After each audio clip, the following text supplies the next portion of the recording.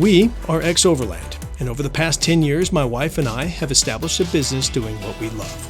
Throughout the last 10 years, we have built over 20 overland vehicles that have taken us and our team around the world as we film our adventures. My name is Clay Croft, and I am the founder and CEO of X Overland. On this podcast, we take a deep dive beyond what the camera can capture to offer you as much insight into the world of overland travel as possible. All right, welcome to the X Overland podcast. My name is Clay, and I've got a very, very special guest and friend today, Mr. Sheldon Brown of Toyota Engineering. Welcome. Well, thank you for having me. Yeah. And it's great to be out here and great to see everybody out here in Flagstaff. Yeah. Have you been to Flagstaff a bunch? Not a bunch. I've probably been here like 2 or 3 times. Okay. I wasn't here the last time we were here. I think you might have been here last year with the rest of the Toyota team in the Tundra. I was busy working on a project. Yeah. So I had to skip this one. What project was that? Yeah, well, as it turns out, it's the 2024 Tacoma. So yeah, we were pretty excited. We just were in Kona, Hawaii, and we had the whole team there, and we got to show a bunch of these vehicles to 105 journalists from all over the world. And then we did a big presentation. We did a big reveal. We had fire dancers and a bunch of really, really cool, like Hawaiian, sort of like traditional customs, and put on a big presentation, then hopped on an airplane and flew out here and made sure we got to show, all the enthusiasts. Yeah. And trucks. You got here. The rain was tough. It was. I mean, you've got to be almost dead on your feet because you've been go. It's amazing how well you're holding up right now because of the busy schedule you have. These truck launches are no big. They're huge. Yeah, they're a big deal. Well, the great part is, and it is an absolute blessing, but people have been so excited about this coming out. I mean, we've had a few leaks that went out, and in spite of all that, still the excitement and just the interest. And I mean, hey, if you can have people interested in your product, I mean, I'm not gonna knock that. That's super, super awesome for us. So. Yeah, well, it is a really exciting thing to see Trailhunter. I've had the fortunate opportunity to be a part of some of the later stages of Trailhunter and just helping Toyota work through understanding who overlanders are, what we want, and all that, and to see the truck now in physical form and have it all out is like a huge sigh of relief. Like, I can only imagine for you, because how long have you been working on this project? It's been a while. So we, typically when we start these developments, we start early. We have to start thinking about the platform before we even think about the upper body. So when we were doing the new TNGF platform, we're thinking about, okay, we're going to do a Land Cruiser, and we're going to do a Tundra and a Sequoia and a Tacoma, and all these vehicles have to be, thought about when you're doing the initial base planning. So this, goes all the way back to like 2017, 2018, when you got to, raise your hand and say, hey, I need this on my truck. We got to make sure that we're planning appropriately. So great news was, Mike Swears is over in Japan for about a year and a half, and he was doing a lot of work to make sure that, we were thinking about the North American market, and we were not only planning for the full-size trucks, but there was also, how do we expand that into the compact? And then we really start the concept was probably 2018, kind of late, and then we really get rolling in 2019, so that when we have to put all of this together, figure out all the basic details, the customer, what the business case is, the investment, and then all of the details of the truck, and then we have to make a business case. And we did that in 2020, and that's when we have to go to the executive, staff and say, this is what we want to do, this is what we're going to spend, can we start? And then it's hit the ground running and just go. Yeah, over the last year, working with you guys, being behind the scenes a little bit, I had no idea the incredible logistics and hoops and checks and balances that happen with the manufacturing of a new vehicle. It blew me away, and I have a whole huge new respect for what it takes to build one of these trucks. To the point now where I'm like, I hear people online say, oh, I wish this, or I wish that, and I'm like, oh yeah, I know why that would never happen, or oh, I know why, no, that couldn't be possible because of the weight, and the mass index is just going to be too, all this, there's so much to this. There are. It's a complicated industry, and it's a lot of moving pieces. And so one of the things that, the Toyota production system is, legendary for is the ability to do all this sort of timeless and sort of seamlessly, right? And everything happening right when it needs to happen, and not a moment too soon, not a moment too late. But that demands a lot of folks with a lot of contribution, and there's got to be incredible communication from, engineering to manufacturing to the production engineering teams who are doing all, they have to think about how to take a plant, convert it from one vehicle to the next while they're still building the other vehicle, right? Wow. So it's not like we just shut these down, stop, and go away for a year. That it's happening, real time. Yeah. Well, a big part of this one is the global platform. It is, yeah. What is it? TNGA? Yep, TNGAF. Yep. Okay. And can you tell us about that a little bit more? Because these vehicles start from the frame, 100%. So as many people know, especially the Tacoma and Tundra, they were built on a frame that was designed, a decade and a half, sometimes 2 decades ago. And of course, they've been updated and modified along the way, but the core underpinnings have been like that since, 2000. So when we say this is a once in a career chance, it comes around every 20 years, right? You don't get a lot of time to, a lot of opportunities to do this. So this was super exciting to be part of this. And really what we came up with is this whole new frame design, and it was really focused on going obviously to a box frame. But then the other really cool technology, we call it's a Japanese word, Dejima, which is island of strength, which in North America, the technology you'd understand is laser welding. So what you're doing is taking a blank, and then you're looking based on your CAD design, areas where you might see high stress or you require additional strength.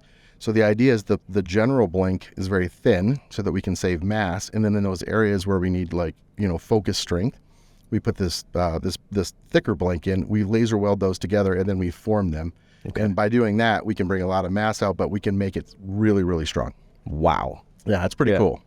I remember there was that's new technology. It is brand new. Mm-hmm. Yeah. So that really you had to work through that process of what it takes to even make that work. That's I remember talking to Mike about that or something. Yep. Mike Swears, who is, what's Mike's official position? Mike is the executive chief engineer of Platform Vehicles, and he's also the senior vice president for our product development office. So Mike, I report to Mike. Gotcha. And but yeah, what a great guy to collaborate with, because he's just a wealth of truck knowledge, and he brought me into the team to take care of Tacoma, and he was awesome. Gave me a little bit of ropes to go hang yourself and have a good time. Good luck. Yeah, I remember. So reading and knowing the effort to preserve the Tacoma-ness of what made the previous Tacoma so famous, right? So good. What were your priorities within that, and then trying to make it better? Yeah. Where did you go with it? Excellent question. So, when you have a truck, and we don't have a lot of vehicles, there's a few, but there's maybe Camry or a few others in some Land Cruiser areas that I can think of. Tacoma is iconic in North America specifically. And honestly, even though Land Cruiser is sort of our premium, body on frame vehicle, I think that there's more national notoriety or more national recognition of the Tacoma brand.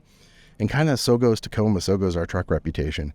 So when we talked about Tacoma-ness, it's like, what really is that? And honestly, a lot of that really starts with just, I think, your first impression, and that's that visual appearance of the truck.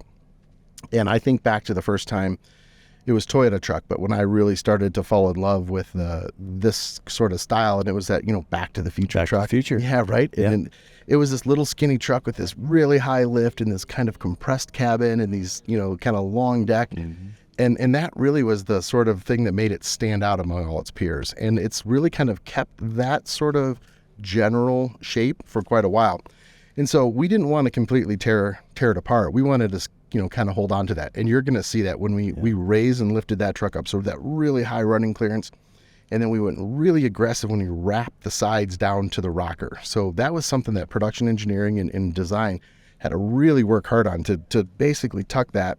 And then we wanted to get it we wanted a little bit more headroom because, some of our customers had said, hey, they felt like they're too flat, but we wanted to make sure we kind of kept that compressed cabin look. So balancing those out and then pushing the wheels to the far edges of the truck and then widening that stance really gave it that big muscular look. But we had to be careful because our customers want to keep those things in the garage. I mean, they've said that to us 100,000 times, and it was like, do not mess that up. So bumper to bumper, we had to stay the same. So we pushed the wheels to the edges, but kept the bumpers the same. And then door to door. So even though we made the track width wider, we had to bring the doors in a little bit so that, when you try to get out when you're in your garage, you can still get out. So that was kind of the core DNA, and it was making sure that the wheels were big and we had those big, high, bold fender arches.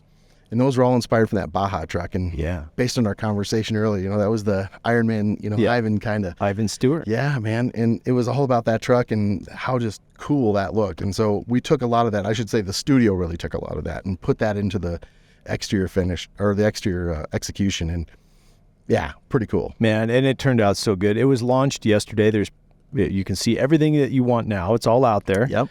And it is stunning. I am a big fanboy over this. I'm a Tacoma guy through and through. Okay. I've had a Tacoma on every expedition that we've ever, or at least a portion of every expedition that I've done. Built every generation of Tacoma till now, and it's one of my personal favorites in my daily life. If I have to go pick a truck to go into town and grab something, I hop in the Tacoma. Sure. So being a part of this in the small place that I had within this massive project, it was a high honor to be there and just to get a glimpse into this world. And the Trailhunter in particular is made for our group of influencers. So when we talk about Tacoma, it's crazy because people need to realize that Toyota is building trucks for people that are running errands. They're building for construction sites, to the family. And then all over here on the far edge of all of this is enthusiasts, which are who we are, and then Trailhunter in particular was built specifically for the outdoor enthusiast here. And that was a big feat in itself all the battles fought to get Trailhunter to where it is today.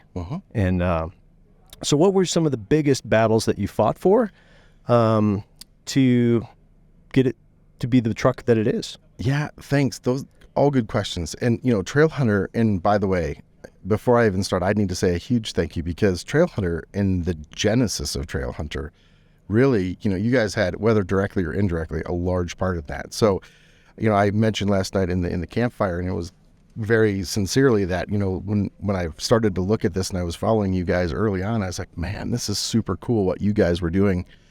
And it was inspirational, right? It was like, look at these folks. They're going out, they're really living their very best life. They're getting to see this incredible world that we have, and they're using vehicles of all things, especially trucks of all things, especially Tacomas of all things, and 4Runners to do it. And obviously I was a huge fanboy of that. And then, in 2017 was the first time I came out here, and I looked around and I just saw this and I thought to myself, good Lord, we're here, but why aren't we directly, looking at this audience? So I told the folks last night, that's their truck because they were the thing that motivated us and inspired us to make this product. And so when we brought that to, our broader organization, I want to say, 2019 overlanding, or 2018, 2019, we're doing our first concept.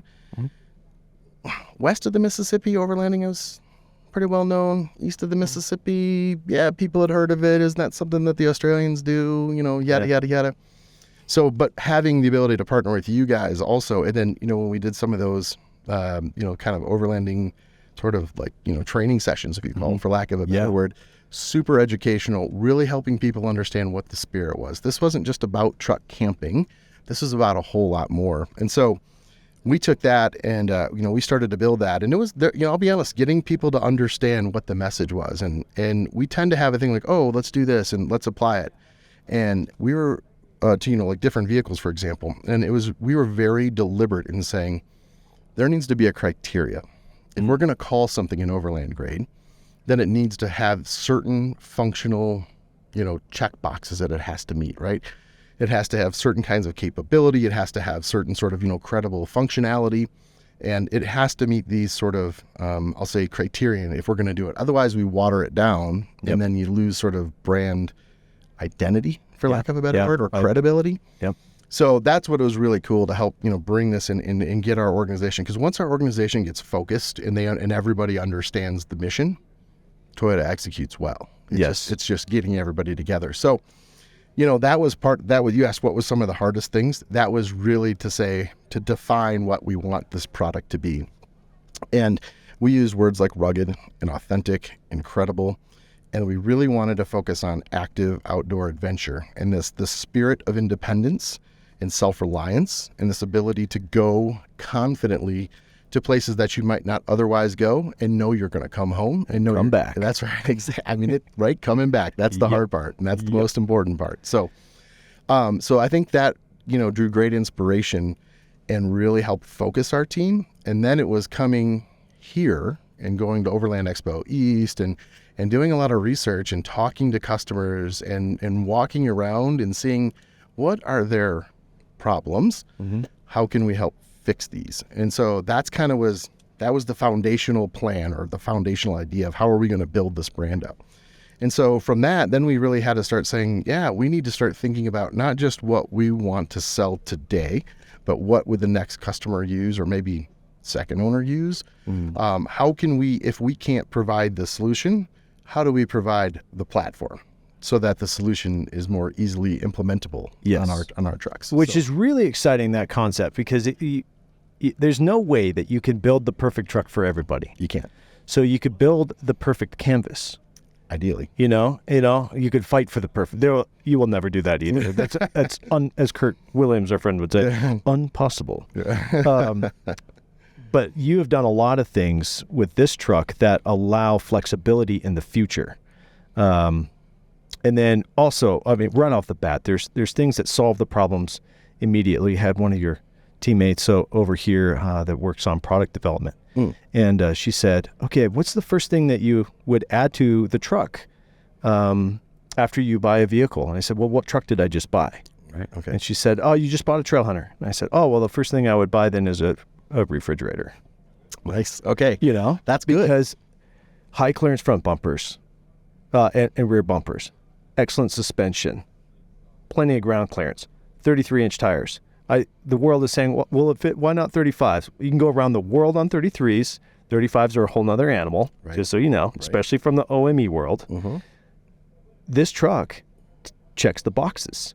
So what am I going to do next? I'm going to start working on the livability side because the mobility side is covered. Right. And man, see, you pick it right up because what we said, where do we provide the most value?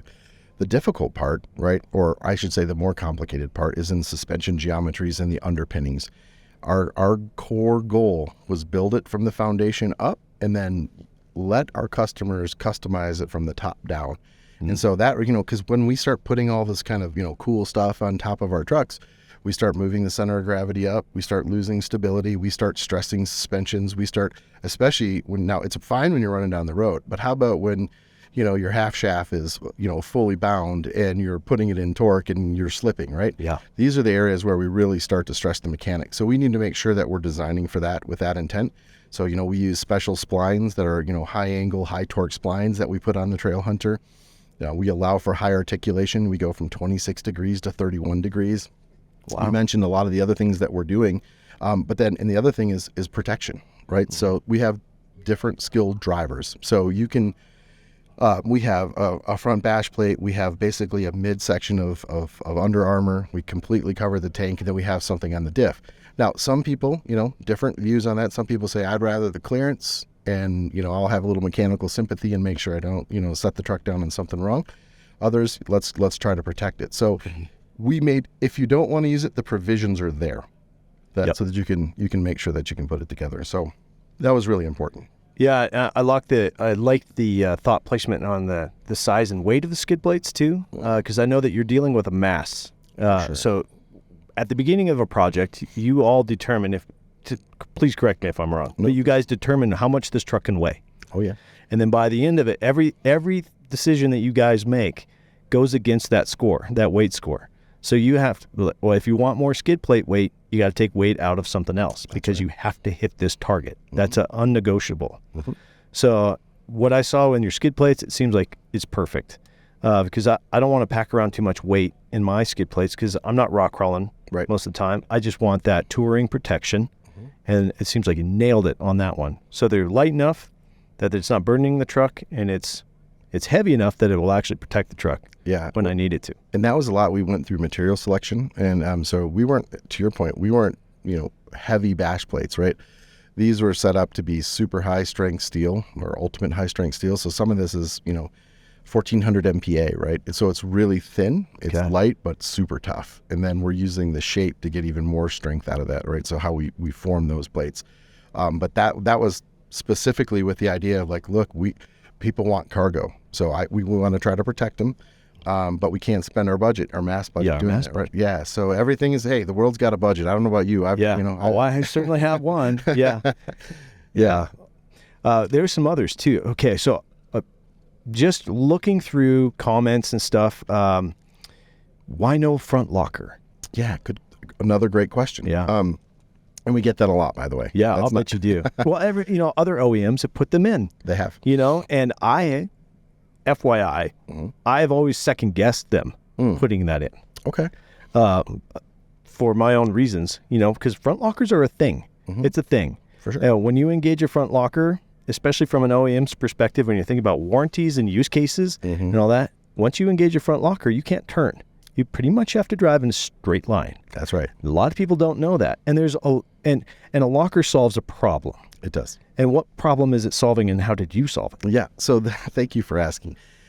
Our philosophy about going, again, I said last night, we have a bag of money, and we get to spend this bag on certain different things because we have to deliver a product that has a price that is reasonable to the customer, right? Toyota, taking a step back, Toyota doesn't just say, here's all the cost. Okay, this is what the price is. We say, what is reasonable at the market? And then we back off of that and say, okay, then this is what we have to build this truck for. And so that's our budget.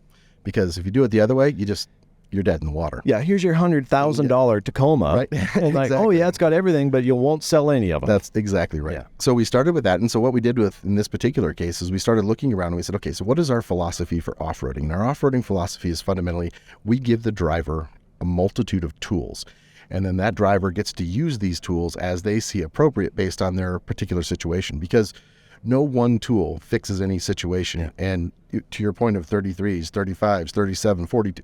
Yeah, where's it stop? Right, exactly. Yeah. So what our basic idea is, first and foremost, the first tenet of being able to get out of a situation is have 4 traction patches, right? Keep all those wheels on the ground. And so we have things like that we put in there, like the rear locker that can help you to push, and that's something that we have. We also give you the ability then to disconnect the front stabby bar, which will allow us to get more flex in that front. But then when you're running fast, because you got to make time in your journeys, you can lock that back up. And so you get good on-road stability, especially carrying that load. And the great part about the front is you get a little benefit in the rear, because once you allow that front to articulate more, then you even get more twist before you start to lift in the rear. So you get 10% in the front, but maybe 15%. That stroke's already there. You're just not able to use it because the vehicle's twisted. And then we thought that was a lot more difficult for somebody to do aftermarket. A lot of people will, they'll remove their front stabby.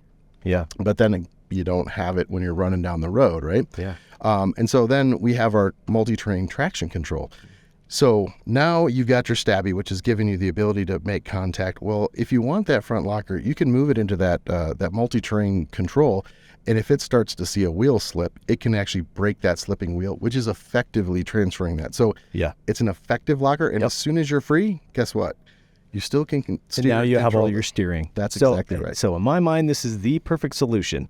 The compromise is like hardly even worth it if you wanted more out of this in a front locker. And there are certainly applications where a front locker is preferable to a rear locker, as an example.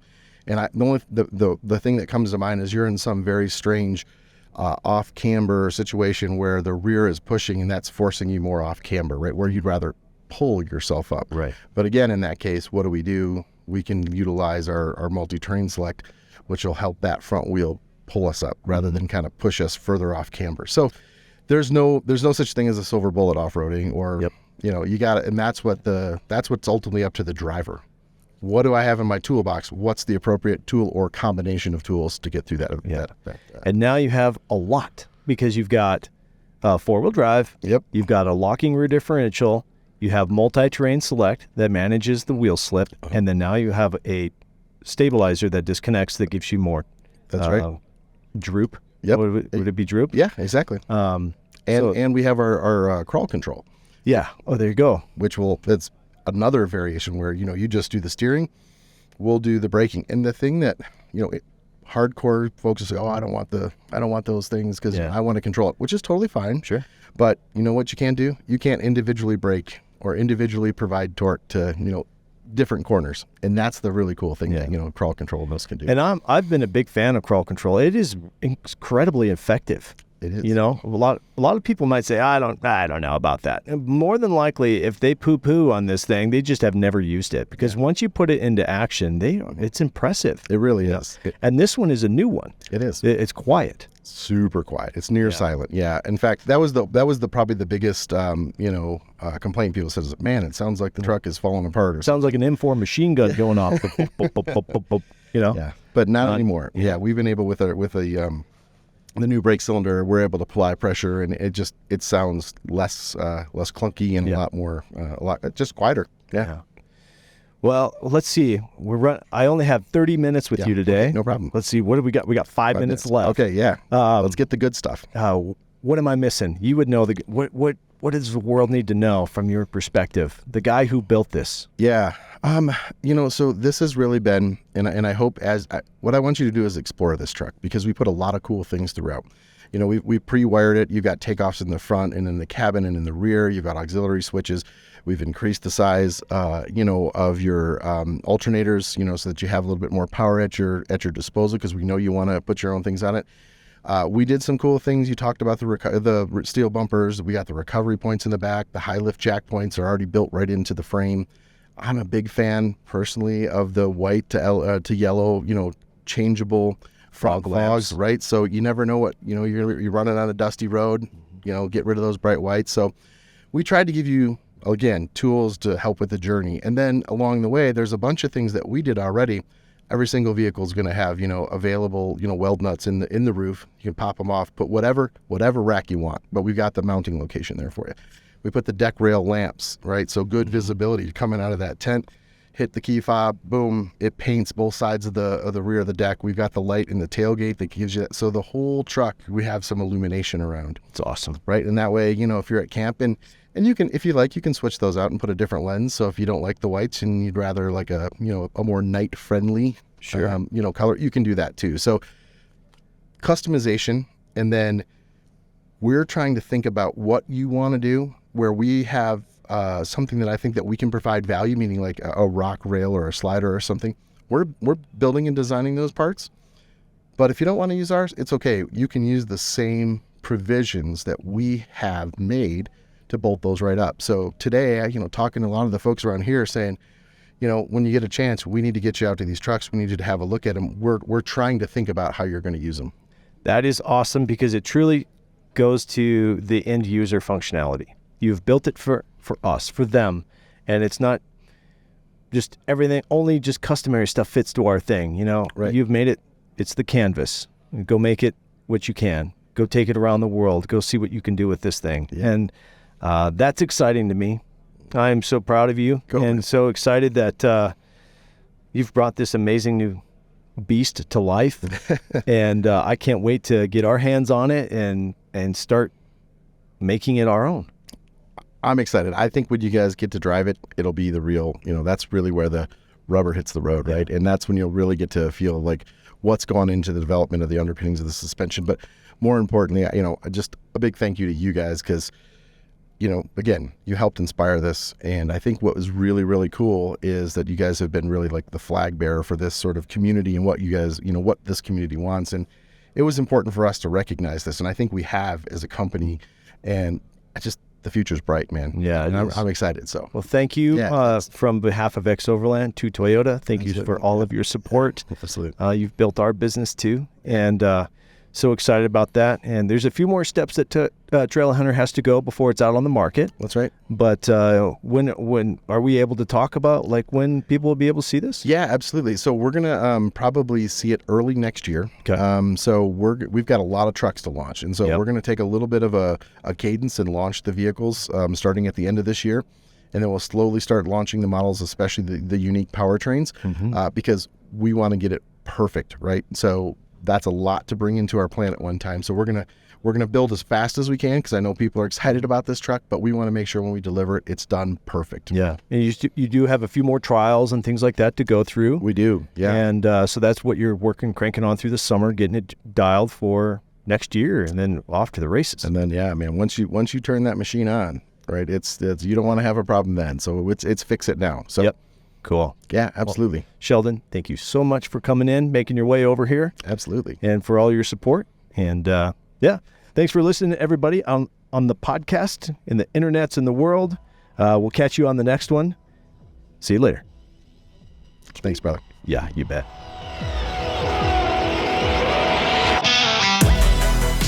Thank you so much for joining us. And if you enjoyed the podcast, please subscribe and leave us a review. It really helps. We appreciate your support. And until next time, stay adventurous.